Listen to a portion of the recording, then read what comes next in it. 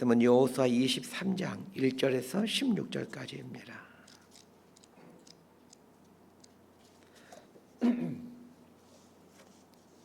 여호수아 23장 1절에서 16절까지 말씀 번갈아 가면서 읽습니다. 제가 먼저 읽겠습니다. 여호와께서 주위의 모든 원수들로부터 이스라엘을 쉬게 하신 지 오랜 후에 여호수아가 나이 많아 늙은지라. 여호수아가 온 이스라엘 곧 그들의 장로들과 수령들과 재판장들과 관리들을 불러다가 그들에게 이르되 나는 나이가 많아 늙었도다.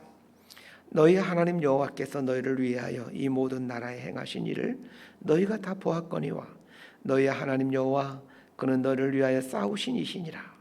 보라, 내가 요단에서부터 해지는 쪽 대해까지의 남아있는 나라들과 이미 멸한 모든 나라를 내가 너희를 위하여 제비 뽑아 너희의 지파에게 기업이 되게 하였느니라.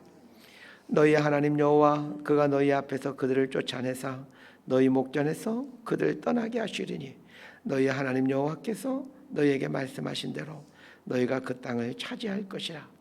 그러므로 너희는 크게 힘써 모세의 율법책에 기록된 것을 다 지켜 행하라. 그것을 떠나 우로나 좌로나 치우치지 말라. 너희 중에 남아있는 이 민족들 중에 들어가지 말라. 그들의 신들의 이름을 부르지 말라. 그것들을 가리켜 맹세하지 말라. 또 그것을 섬겨서 그것들에게 절하지 말라.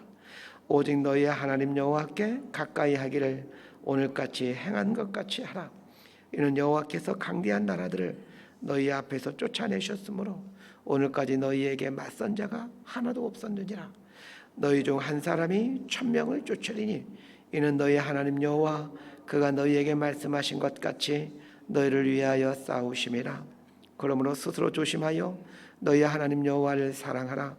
너희가 만일 돌아서서 너희 중에 남아있는 이 민족들을 가까이하여 더불어 혼인하며 서로 왕래하면 확실히 알라. 너희 하나님 여호와께서 이 민족들을 너희 목전에서 다시는 쫓아내지 아니하시리니 그들이 너희에게 올무가 되며 덫이 되며 너희의 옆구리에 채찍이 되며 너희의 눈에 가시가 되어서 너희가 마침내 너희 하나님 여호와께서 너희에게 주신 이 아름다운 땅에서 멸하리라. 보라, 나는 오늘 온 세상이 가는 길로 가려니와 너희 하나님 여호와께서 너희에게 대하여 말씀하신 모든 선한 말씀이 하나도 틀리지 아니하고 다 너희에게 응하여 그 중에 하나도 어김이 없음을 너희 모든 사람은 마음과 뜻으로 아는 바라. 너희 하나님 여호와께서 너희에게 말씀하신 모든 선한 말씀이 너희에게 임한 것 같이 여호와께서 모든 불길한 말씀도 너희에게 임하게 하사 너희 하나님 여호와께서 너희에게 주신 이 아름다운 땅에서 너희를 멸절하기까지 하실 것이라. 만일 너희가 너희 하나님 여호와께서 너희에게 명령하신 언약을 범하고 가서 다른 신들을 섬겨 그들에게 절하면 여호와의 진노가 너희에게 미치리니 너희에게 주신 아름다운 땅에서 너희가 속히 멸망하리라 하니라. 아멘. 여호수아서는 24장으로 되어 있는데 1장에서 12장까지는 가나안을 정복하는 이야기이고 13장부터 22장까지는 가나안 땅을 분배하는 이야기이고 23장과 24장은 여호수아의 고별사라고 할 수 있습니다. 23장은 이스라엘의 지도자를 불러서 여호수아가 고별사를 하는 장면이고 24장은 이스라엘 백성들 전체에게 해주는 여호수아의 고별사이다라고 할 수 있습니다. 여호수아라는 사람의 인생을 곰곰이 생각해 봅시다. 여호수아는 애굽에서 태어나 애굽에서 종살이하다가 출애굽하였습니다. 출애굽한 후 광야에서 40년을 살게 됐죠. 그의 인생 가운데 토막은 광야에서 보낸 셈입니다. 40년의 광야 생활이 끝나자 그는 가나안 땅을 정복하는 일과 배분하는 일로 인생 후반기를 보냅니다. 파란만장한 인생을 살았던 여호수아가 오늘 보게 되면 이제 죽음 앞에 직면하게 됩니다. 모든 인생은 죽음 앞에 직면합니다. 그런데 죽음 앞에 직면하게 되었을 때 하게 되는 말이 노인의 잔소리가 되느냐 아니면 뼈에 사무치는 생명의 말씀이 되느냐는 지난 인생을 어떻게 살아왔느냐로 결정이 됩니다. 하나님과 사람 앞에 바르게 인생을 살아왔다라면 죽음 앞에 직면해서 하게 되는 말들은 인생이라는 고귀함에서 흘러나오는 생수와 같은 말이 됩니다.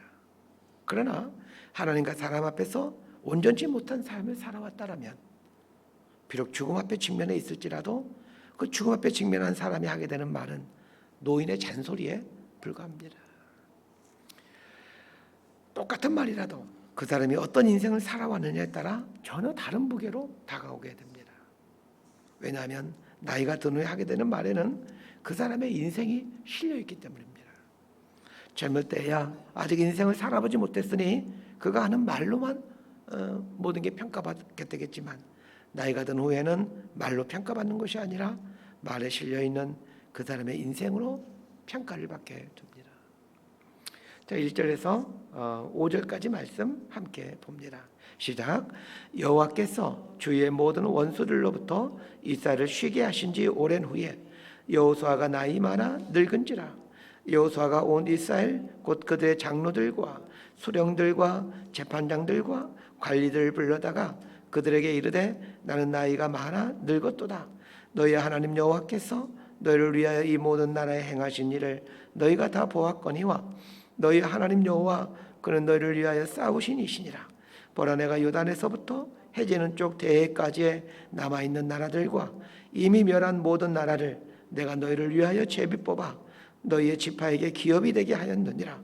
너희 하나님 여호와 그가 너희 앞에서 그들을 쫓아내사 너희 목전에서 그들을 떠나게 하시리니 너희 하나님 여호와께서 너희에게 말씀하신 대로 너희가 그 땅을 차지할 것이라.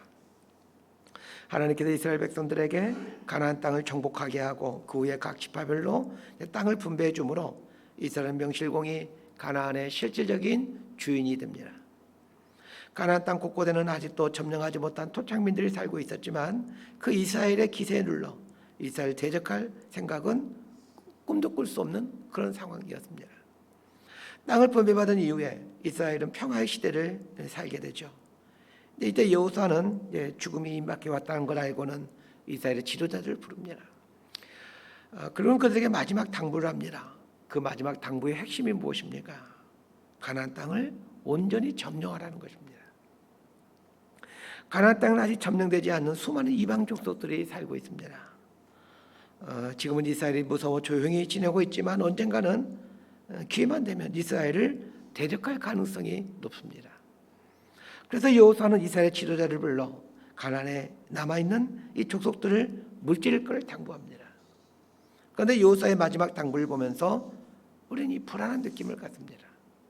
여호수아의 사후에 이스라엘이 어떻게 되는지를 잘 알고 있기에 여호수아가 하는 이 고별사의 내용이 더 안타깝게 들려지고 있습니다. 이 여호수아의 고별사를 보면 여호수아의 걱정과 염려가 가득 차 있다는 것을 보게 됩니다. 여호수아가 죽어가면서 남긴 유언 중 하지 말아라 라고 한 것들을 이스라엘 백성들이 그대로 하게 됩니다. 결국 여호수아가 걱정하고 염려하던 그 모습 그대로 이제 암흑의 사사시대가 펼쳐지게 됩니다. 그럼 왜 이스라엘 백성들은 여호수아가 그렇게 염려했던 대로 이렇게 부패하고 타락한 나라로 변해버리는 이 타락과 부패로 변해버리게 되는 것입니까? 자, 오늘 본문 1절은 이렇게 시작하고 있습니다. 여호와께서 주위의 모든 원수들로부터 이스라엘을 쉬게 하신 지 오랜 후에 여호수아가 나이 많아 늙은지라. 하나님께서 이스라엘로 하여금 가나안 땅을 정복하게 하심으로 오랜 기간 동안 평화를 주셨습니다. 그렇다고 가나안 땅에 살고 있는 이방 족속들을 완전히 다 멸한 것이 아닙니다. 이스라엘은 이 평화의 기간에도 하나님의 말씀에 끝까지 순종해 그 남아있는 이방 족속들을 다 무찔러야만 했습니다. 그러나 그들은 하나님이 주신 평화 속에서 자신에게 맡겨진 사명을 망각한 채 게을러져 가고 있었습니다. 평안한 환경이 게으르게 만들었고 이 게으름이 사명을 망각하게 하였습니다. 우리의 삶을 살펴보면 경제적 부분에서 큰 어려움이 없고 자식도 큰 문제를 일으키지 않고 건강에도 어려움이 없을 때 게을러지기 시작합니다. 이 육체가 게을러지기보다는 마음이 게을러지기 시작합니다. 실은 이때부터 문제가 시작되고 있는데 사람들은 그걸 눈치채지 못하죠. 여호수아는 이스라엘이 가나안의 맹주를 잘 잡게 되면서 어느 누구도 이스라엘을 대적하지 못하는 상황이 되자 이스라엘이 나태해지는 걸 보면서 염려하고 있었습니다. 가나안 땅에 대한 분배가 마친 후에 각 지파는 지파별로 이제 모여 살면서 그 지파의 지도자들의 통치를 받게 됩니다. 이스라엘 백성들이 각 지파별로 땅을 분배받아 각자의 땅에서 살게 된 이후에 여호수아는 뭘 하였을까를 생각해 보았습니다. 그는 하나님의 성막 있는 실로에 거하면서 계속해서 이 중보의 삶을 살았을 것입니다. 각 지파들이 자신들 구역에 있는 이방 족속들을 다 멸절시키기를 위해서 기도했을 겁니다. 그러나 이스라엘 백성들은 자신에게 속해 있는 구역에 살고 있는 이방 족속들을 종으로 부리며 편안히 살고 있는 겁니다. 여호수아가 반복해서 말을 해도 이스라엘 백성들은 그 현재 누리고 있는 그 안락한 삶에 취해 여호수아의 말이 전혀 귀에 들어오지가 않습니다. 그래서 여호수아는 죽을 때가 되어서 안 되겠다 싶어서 지도자를 불러 이제 각성을 촉구하고 있는 것입니다. 그 촉구의 내용이 하나님께서 너희의 지경 안에 있는 이방 족속들을 쫓아내실 것이니 하나님의 뜻에 순종하여 하나님의 뜻을 이루어가라 라는 말씀입니다. 자, 그러면서 구체적으로 어떻게 할 것인지에 대해서 말해주고 있습니다. 이제 여러분들 눈을 6절에서 13절까지를 이렇게 두어 보시길 바랍니다. 6절 말씀은 우리에게 아주 익숙한 내용입니다. 그러므로 너희는 크게 힘써 모세의 율법책에 기록된 것을 다 지켜 행하라. 그것을 떠나 우르노 자로나 치우치지 말라. 많이 익숙한 말씀이지 않습니까? 자, 이 말씀은 여호수아 1장 7절에 나오는 말씀입니다. 제가 여호수아 1장 7절 말씀을 읽어드립니다. 오직 강하고 극히 담대하여 나의 종 모세가 네게 명령한 그 율법을 다 지켜 행하고 우르나 자로나 치우치지 말라. 그래야만 어디로 가든지 형통하리니. 여호수아서 1장 7절 말씀은 여호수아가 모세의 뒤를 이어 이스라엘 지도자가 되었을 때 하나님께서 여호수아에게 해주신 말씀입니다. 자, 그런데 여호수아는 죽음을 앞두고 이 말을 그대로 이스라엘 지도자들에게 해주게 됩니다. 이것은 여호수아가 평생을 이 말씀을 붙들고 살았다는 것을 말해줍니다. 여호수아의 위대함이 여기에 있습니다. 하나님께서 자신에게 준 말씀을 평생 붙들고 살았다는 겁니다. 그리고 하나님이 주신 말씀을 붙들고 살아온 것을 이제는 삶으로 이스라엘 백성들에게 보여주고 있는 겁니다. 여호수아가 해준 유언과도 같은 말을 잘 보게 되면 아주 중요한 진리를 발견하게 됩니다. 모세의 율법에 기록된 것을 다 지켜 행하라. 그것을 떠나 우로나 자로나 치우치지 말라 라는 말을 하는데 이 말을 잘 보시길 바랍니다. 하나님 말씀에서 떠나게 되면 우로나 자로나 치우칠 수밖에 없다라는 것입니다. 자로나 우로나 치우친다라는 말은 균형을 잃는다라는 얘기입니다. 균형을 잃는다라는 말은 분별력을 상실한다라는 말입니다. 하나님 말씀에서 떠나면 무엇이 옳은지 그른지를 알 수 없게 됩니다.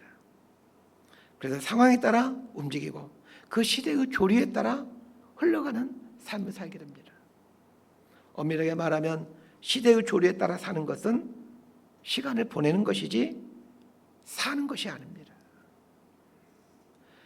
산다는 것은 무엇입니까? 사람으로 산다는 것은 무엇입니까? 송사리는 작지만 물살을 거슬려 올라갑니다. 그러나 큰 널빤지는 물살이 흘러가는 대로 흘러갑니다. 송사리는 살아있게 물살을 거슬러 올라가지만 널빤지는 죽어있게 그 크기가 아무리 커도 물이 흐르는 대로 흘러갑니다. 산다는 것은 시대의 흐름에 따라 움직이는 것이 아니라 하나님의 말씀에 따라 움직이는 것입니다. 하나님의 말씀에 따라 살면 때로는 시대의 거센 물결에 부딪히곤 합니다. 시대의 거센 물결에 부딪히게 될 때 어떤 일이 일어날까요? 10절 말씀이 우리 삶에 일어나기 시작합니다. 너희 중 한 사람이 1000명을 쫓으리니 이는 너희 하나님 여호와 그가 너희에게 말씀하신 것 같이 너희를 위하여 싸우심이라. 시대의 거센 물결에 부딪히는 자로 때로는 역행하는 자로 서 있게 되면 하나님이 그 사람을 위하여 싸우십니다. 믿음의 삶을 산다는 게 무엇입니까? 하나님의 말씀을 기준 삼고 종종 시대의 흐름에 맞서는 것입니다. 그래서 믿음의 삶에는 늘 긴장감이 있습니다. 그 긴장 속에서 하나님을 바라보며 하나님의 이름을 부를 때에 하나님이 그 사람을 위하여 싸워가십니다. 믿음의 삶을 산다는 것은 하나님으로 하여금 나를 위하여 대신 싸우게 하는 삶을 말합니다. 그러기 위해서는 내가 하나님 편에 서 있어야 합니다. 내가 하나님 편에 서게 되면 하나님이 나를 위해 싸우십니다. 자, 11절은 이렇게 말하고 있습니다. 우리 11절 말씀을 함께 읽도록 하겠습니다. 시작. 그러므로 스스로 조심하여 너희 하나님 여호와를 사랑하라. 하나님을 사랑하라 이렇게 말할 일이지 왜 스스로 조심하여 너희 하나님 여호와를 사랑하라 이렇게 말하는 것일까요? 이 하나님을 사랑한다라는 것은 하나님 편에 서 있는 것을 말합니다. 사람들은 착각합니다. 하나님 사랑합니다 이렇게 말하는 것이 하나님 사랑하는 것이라고 생각합니다. 그렇지 않습니다. 하나님 편에 서는 것이 하나님 사랑하는 것입니다. 그런데 하나님 편에 서기 위해서는 자, 어디가 하나님 편인지 알아야만 하나님 편에 설 수 있지 않겠습니까? 하나님이 어디에 계시는지도 모르는데 어떻게 하나님 편에 설 수 있겠습니까? 하나님을 우리 눈으로 볼 수 있다면 하나님 편에 서는 게 쉬울 텐데 하나님은 보이는 분이 아닙니다. 그러면 어디가 도대체 하나님 편입니까? 하나님 말씀이 어디가 하나님 편인지를 분명하게 알려줍니다. 그래서 하나님 말씀을 주야로 묵상하라 이렇게 말씀하는 겁니다. 하나님 말씀을 묵상하면서 조심스럽게 하나님 편이 어디일지를 알아가기에 여호수아는 조심하여 여호와 하나님을 사랑하라 이렇게 말하고 있습니다. 그러면서 여호수아는 하나님 편에 서지 않는다는 것이 무엇인지에 대해 12절부터 말해줍니다. 하나님 편과 반대편에 서는 것이 무엇인지를 설명해주고 있는 거죠. 그 내용이 무엇입니까? 이방 민족들과 가까이 하지 않는 것, 그들과 혼인하는 것,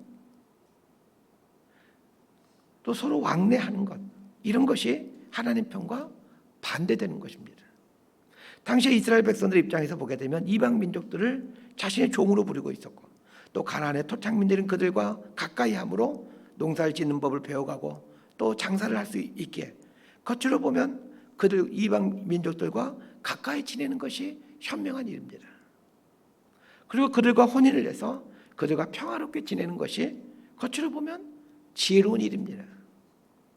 사이좋게 지내는 것, 이 얼마나 좋은 말입니까? 그러나 하나님은 가난한 사람들과 사이좋게 지내는 것을 원하지 않습니다. 우리는 얼마든지 내 생각대로 하면서 내 이익을 추구하며 살면서 하나님 사랑한다 라고 생각할 수 있습니다.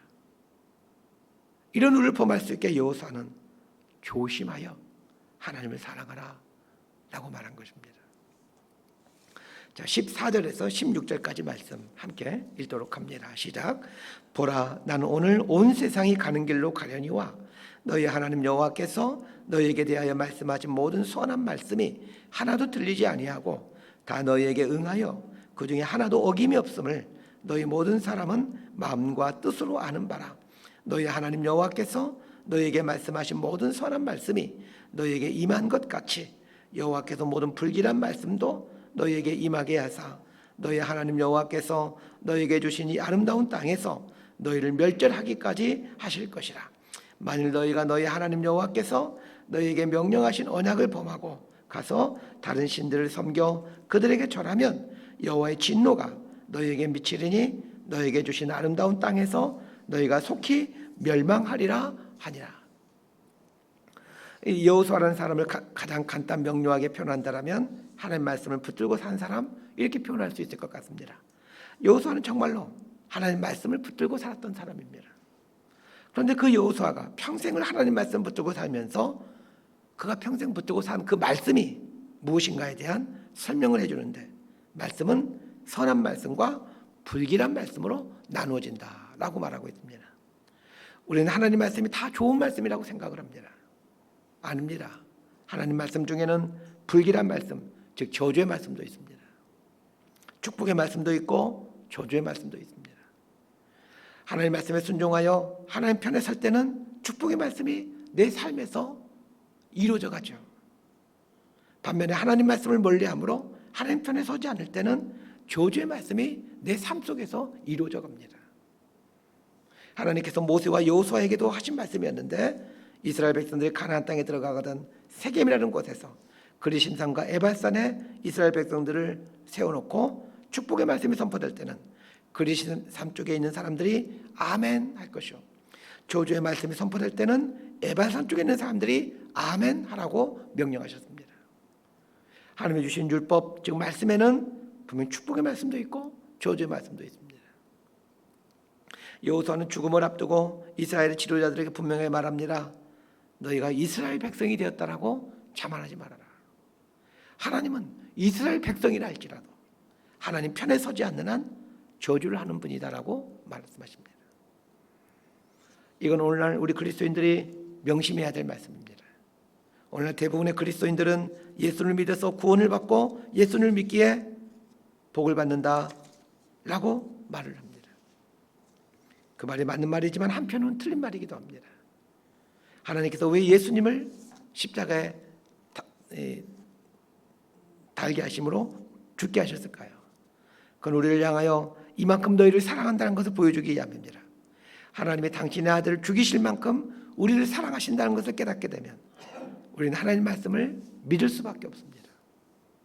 하나님이 하신 말씀이 하나님 당신을 위한 말씀이 아니라 우리를 위한 말씀이라는 것을 알게 됩니다. 아들까지 기꺼이 내어주신 분이 우리에게 해준 말씀 한 구절 한 구절이 우리들을 위한 말씀이지 하나님 당신을 위한 말씀이겠습니까? 그래서 예수를 믿어 구원받았다라고 생각한다면 반드시 하나님 말씀에 순종해 가야만 합니다. 그런데 오늘날 그리스도인들은 어떻게 생각합니까? 예수 믿어서 구원받는 걸 중요하게 생각하지 하나님 말씀에 순종하면서 하는 것에 대해서는 별로 중요하게 생각하지 않는다는 것입니다. 그건 기독교 신앙의 핵심을 놓치는 것입니다. 말씀 정리합니다. 여호수아가 마지막으로 남긴 유언은 하나님의 말씀을 붙들고 살라는 것입니다. 하나님의 말씀을 붙들고 사는 것이 하나님 편에 서는 것입니다. 하나님 편에 서면 하나님이 나를 위해 싸우시기 시작합니다. 하나님이 나를 위해 싸우시니 그 길이 형통하고 평탄하게 되는 것은 당연하지 않겠습니까? 이런 삶이 믿음의 삶입니다. 그런데 우리는 하나님의 말씀을 붙들지 않고 주여 내 인생을 평탄하게 해주십시오. 내 인생을 형통하게 해주십시오. 그렇게 기도합니다. 이게 지금 핀트가 맞지 않습니다. 말씀을 떠나면 하나님 편에 설 수 없고 하나님 편에 서지 아니하면 자동적으로 세상 편에 서게 되어 하나님의 저주의 말씀이 우리 삶에 임하게 됩니다. 이 단순한 신앙의 원리를 무시하지 않게 되기를 바랍니다. 하나님의 말씀은 틀림없습니다. 여호수아가 죽어가면서 사력을 다해 외치는 말이 이 말입니다. 하나님의 말씀은 틀림이 없는 말씀이다. 반드시 그대로 이루어진다. 그러니 하나님의 말씀 단단히 붙들고 하나님 편에 서서 살아라. 이 말을 남기고 여호수아는 죽습니다. 그렇다면 우리 결단을 하십시다. 하나님의 말씀 붙들고 하나님 편에 서서 살겠다라고 결단하십시다. 그래서 우리 인생도 여호수아처럼 정말로 형통하고 평탄하고 하나님께 귀하게 쓰임받는 이런 복된 삶을 살아가십시다. 이런 복된 삶을 살게 되기를 주님의 이름으로 소망하고 축복합니다. 기도하겠습니다. 하나님 아버지, 아무 일 일어나지 않은 때가 문제의 출발점이 된다는 것을 알게 됩니다. 아무 일이 없을 때 우리는 게을러지기 쉽고 나태해져서 사명을 망각하게 된다는 것을 알게 됩니다. 다시금 사명을 붙들고 살게 하시고 사명을 이루어가는 삶을 살게 하여 주옵소서. 매 순간 하나님의 말씀 붙들고 조심스럽게 하나님 편에 서는 용기를 주옵소서. 하나님 편에 서기에 세상의 거센 물결을 거슬려야 되는 어려움들이 종종 있지만 하나님 편에 서기에 하나님께서 나를 위해 싸워가신다는 것을 믿고 하나님의 선한 말씀들이 내 삶에 이루어져가는 그의 말씀의 성취 흔적들이 우리 인생 구석구석에 새겨져가는 은총이 우리 삶에 있게 하여 주옵소서. 예수님 이름으로 기도드리옵나이다.